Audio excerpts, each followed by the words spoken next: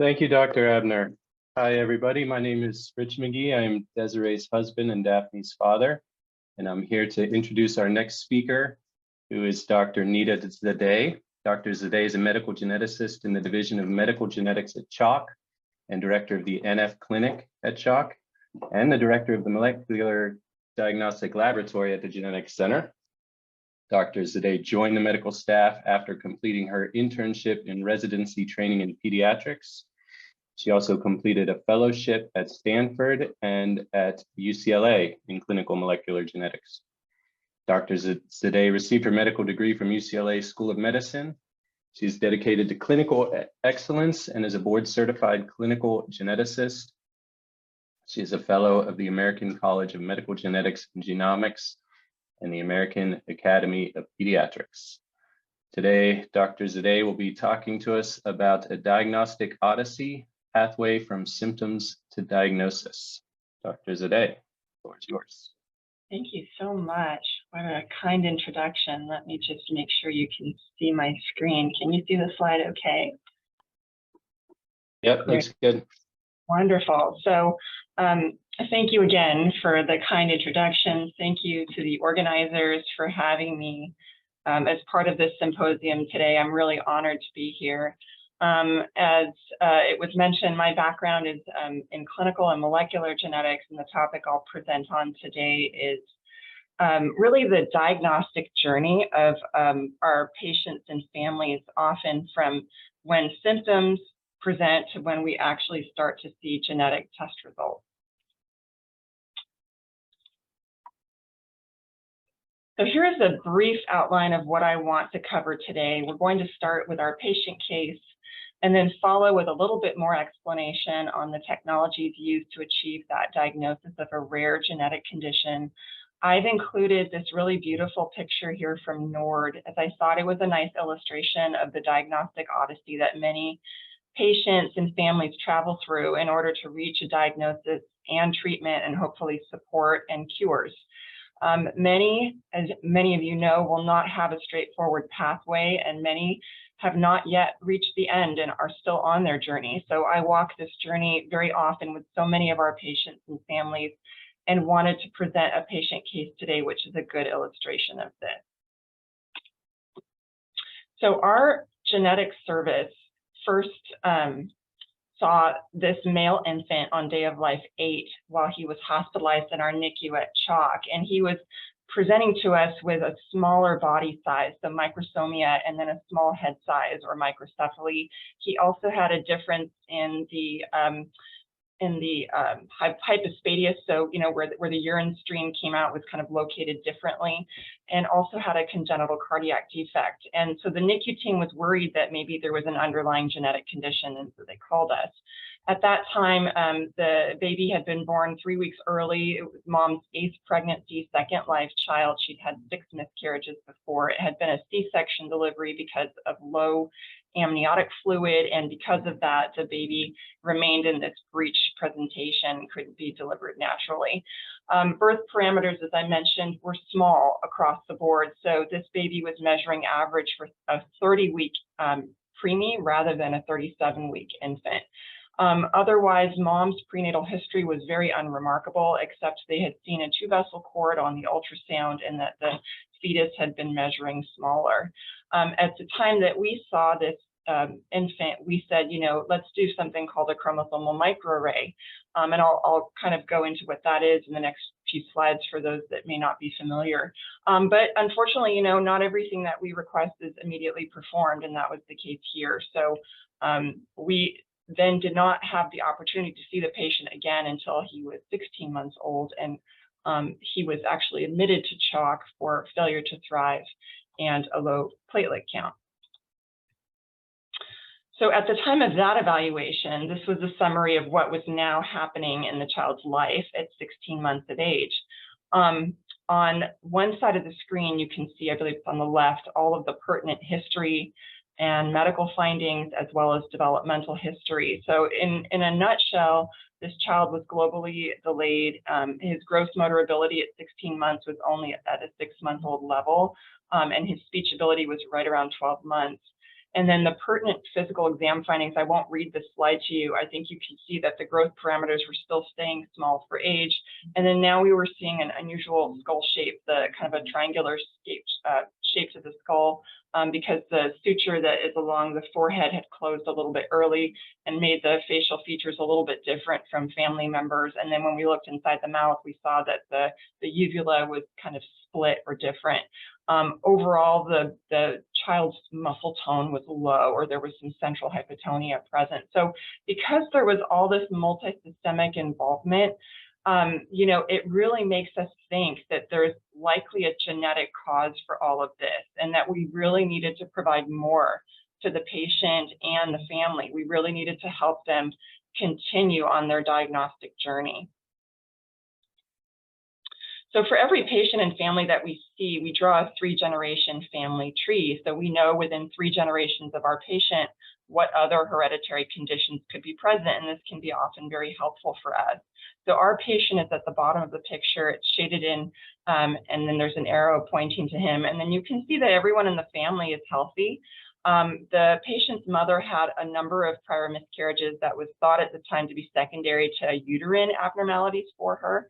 And this child was the second child of this parental union, and older sister that you can see there was asymptomatic. There was also a history of parents being distant relatives of each other, which is something we usually ask when we're seeing patients. So I again recommended that microarray, that oligosynth microarray, which was performed this time. And the results you can see here on the right-hand side of your slide of the screen. Because of that triangular head shape, we were like, you know, we probably should get neurosurgery involved. So by this point, this child has multiple specialists. It's not just genetics. The microarray data, unfortunately, did not reveal anything diagnostic. We didn't see any chromosomal copy number variants, meaning that there were no chromosome deletions or duplications. However, the SNP probe data that we use on the microarrays had shown a total of 91 megabases of loss of heterozygosity, or what we call LOH, over the child's genome. And I'll kind of explain this in a future slide, but we can see this sometimes if people are coming from a similar area of the world, or they may have kind of a common ancestor. So we call that identity by descent. So this is not an abnormality, but when we see patterns like this, there's kind of an increased risk for an autosomal recessive single gene condition. And we will often study each one of those regions of LOH, which I did very carefully, to see if we can find a specific candidate gene that we should be using different technology to look at. And unfortunately, on our first pass, we didn't find any good candidate genes by this method. So continuing along the patient's journey, family was informed of the array results and that we hadn't found an underlying genetic cause for symptoms. So everyone's like, what's next? At that point, child was also followed by cardiology because of his heart defect that he was born with, and concerns were raised by that group that, you know, there are these persistently high lactic acid levels in the blood of this child, which seemed disproportionate to the heart defect. So because of that, metabolics evaluation was requested, and there was concern appropriately for a possible mitochondrial disorder. Our genetics group and Dr. Abdener's metabolics group are technically separate divisions here at CHOC, but we really have a wonderful working relationship. We very much work closely together on mutual patients, which I hope I'm showing here. And it was determined that the metabolics group would request a test called an exome sequencing trio that would include the mitochondrial genome as a next test, because the array and other, you know, biochemical testing had not revealed a specific diagnosis. So I know that most of the clinicians and laboratory scientists on this call are aware that there is a separate mitochondrial genome, and many families too, that's in our cells that's separate from our nuclear genome. So when we order exome sequencing, we actually have to specify that we want the lab to also look at the mitochondrial genome and sequence that. It's not automatically performed unless it's requested that way. So several months later, and when we first started using exomes, it could take up to 6 months to get some of these results. There were positive results, and Dr. Abdener's group, you know, did very much provide beautiful genetic counseling to this patient and family. Our group is always available too if there's questions about future pregnancies and things like that. But essentially, this is what the report looks like. The diagnostic lab had reported a homozygous pathogenic variant in a gene called SFXN4. And this is a gene that actually hangs out in our nuclear genome, not in the mitochondrial genome. And both parents, by this testing, so we ordered it, it was ordered as a trio, were confirmed carriers of this condition. So when I say the word homozygous, just to review, it means that both copies of the child's SFXN4 gene, one coming from each parent, carried the exact same mutation. And we believe that that mutation is actually interfering with the typical function of this gene, which I'm going to describe shortly. And then there were no abnormalities noted in the mitochondrial genome, which you can see on the top of that picture. So what is this condition? Usually, if you have mutations in each copy of the SFXN4 gene, which I mentioned is nuclear, it's located on chromosome 10q26.11, we know it causes a rare condition called combined oxidative phosphorylation deficiency type 18. This is an autosomal recessive disorder of mitochondrial function with variable clinical severity. The typical protein product of this gene encodes transmembrane protein of the inner mitochondrial membrane that is really required for normal mitochondrial homeostasis. And it's typically when there's a mutation in this gene or two mutations that are affecting the way that the gene is functioning, we would see decreased mitochondrial respiratory chain activity. And cardinal features of this condition include, which is now going to sound familiar, intrauterine growth restriction that continues postnatally, developmental delay, hypotonia, we can see a macrocytic anemia, we can see lactic acidosis, and hyperammonemia. So everything fit. And at the time of the diagnosis, only 2 patients had been reported in the medical literature, which is amazing. And as of today, Dr. Abdiner and his team are meticulously taking care of this child and family. And he had informed me this patient is doing very, very well. And his case is only the 4th case reported worldwide today. So to transition into the more technical aspect of the talk today, I wanted to share a picture that we use almost daily during our genetic evaluations and counseling sessions with our patients and their families. This is primarily to counsel families that we have different categories of genetic conditions that are summarized here. And they're technically classified based on the causative genetic mechanism. So we have environmental causes, we have chromosome abnormalities, and we have single gene disorders. And so, you know, inborn errors of metabolism and mitochondrial disorders are usually due to abnormalities within the DNA of a single gene. So our patient has a single gene disorder which happened to affect mitochondrial function. So there's different diagnostic technologies that we can use in the lab depending on the condition and the molecular mechanism that we suspect. So you kind of need to have an idea of the mechanism of the genetic condition you're suspecting in order to make sure that you're using the right testing technology. So we're going to start big and then narrow down. Just a brief review for the non-clinicians and laboratory scientists today, and just kind of a brief genetics overview. Starting at a low resolution, chromosome analysis is still utilized commonly today in clinical practice. We take a picture of metaphase cells, so early cell division, under the microscope so we can actually study the chromosomes. This is our genome. Each one of these chromosomes is made up of tightly wound DNA. We have 46 chromosomes in every cell, or 23 pairs. And the reason we see these chromosomes come in pairs is that we get one from each parent. So we really are a 50-50 of our parents. So chromosome analysis, or what we refer to as karyotyping, the technology's been around for more than 40 years. It's a good technology still for detecting what we call aneuploidy, so extra chromosomes, missing chromosomes, or large chromosome deletions, duplications, anything that's bigger than 7 megabases of DNA in size, we should be able to see it at this resolution. However, if things are smaller than that, we can't. We have to use something different to study those. So we're zooming in a little bit more, going into a higher resolution study of the genome. So we're going from chromosome analysis now to chromosomal microarray. And we've been utilizing this technology since 2010. And microarrays, kind of the way I explain it is that it provides a sort of virtual karyotype. So you're not getting a picture of the chromosomes anymore, but we are using hundreds of thousands to millions of either oligo and or SNP probes, which I'll explain in a few slides, spaced throughout all 46 chromosomes at a very high resolution. And the whole point of this is to detect deletions or duplications on a chromosome level. So on average, if someone has 5 kilobases of DNA extra or missing, this technology should be able to see that. So we are going to detect smaller chromosome abnormalities that we wouldn't have been able to see with a picture alone. This technology, though, it cannot sequence through the DNA code. And that is why this test was normal for our patient. It was not the right technology to find our answer. So if we actually want to sequence through the DNA and look for single gene disorders, we have to use a different technology for that.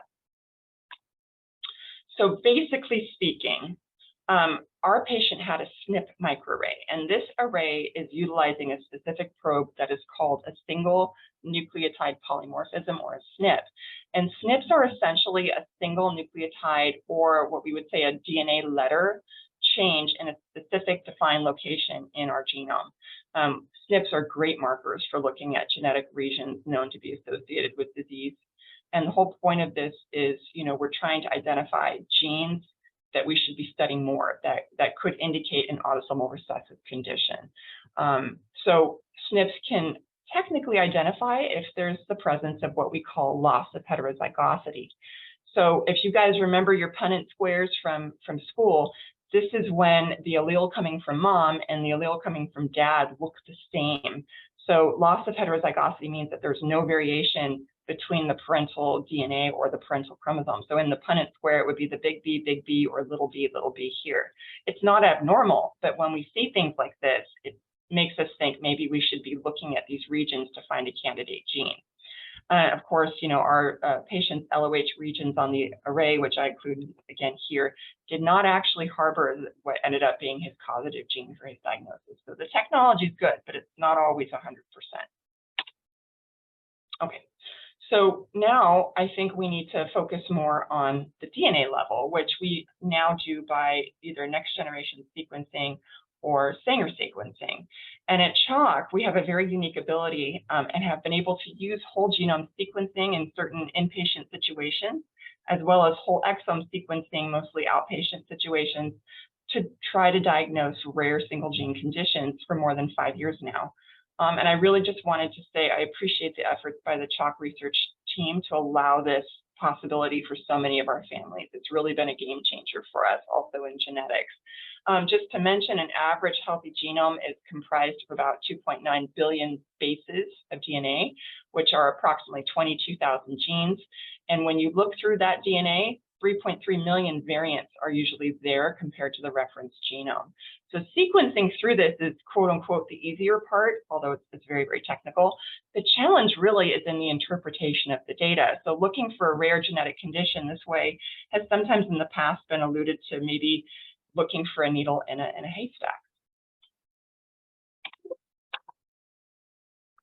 So exome sequencing is used quite a bit, and this was actually the test that was used for our patient to find the diagnosis. The way I explain the difference between exome sequencing and genome sequencing is that if the genome is, a person's entire genome is like this apple that's shown here in the cartoon, the exome represents 1% of the genome, or just a slice of that apple. So that slice, or the exome, is really made up of the coding portions, or the exons, of our DNA. So it's the parts of our genes that are quote unquote read by the body to be made into a specific protein product, or to give an instruction on a cellular level in our body. This is an extremely helpful tool, I think, when there is a rare single gene genetic condition present in a person. 85% of the time it's going to be in this location of the genome. And so we also showed that with our patient, that this was something that was detected by that technology. So I hope this is a good introduction to exome testing, as I know this is going to be a topic that will be discussed later today.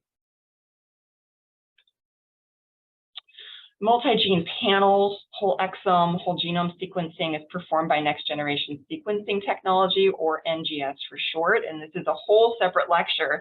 I'll just briefly mention here that this technology is massively parallel DNA sequencing at a very ultra high speed, high throughput manner. Technology is used to determine the order of the DNA code, either in the entire genome or in targeted parts of DNA or even in RNA very quickly and accurately.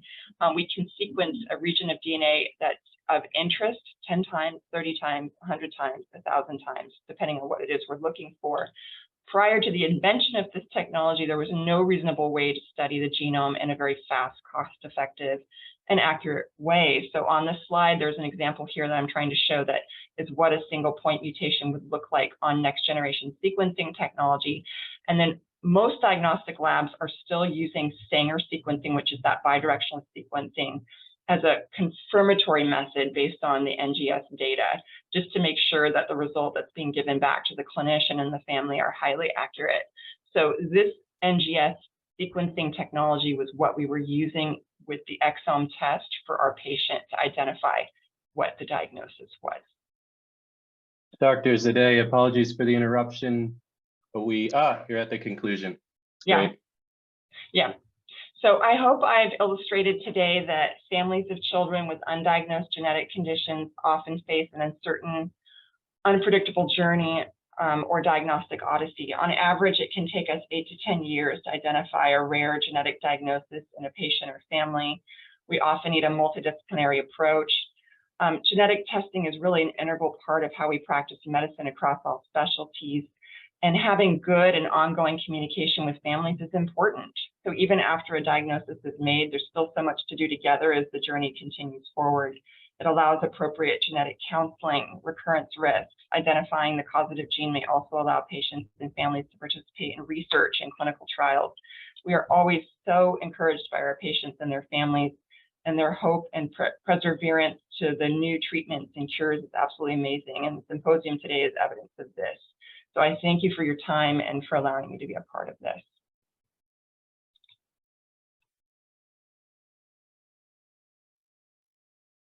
Thank you, Dr. Zadeh. Vakar, now if you could just unmute.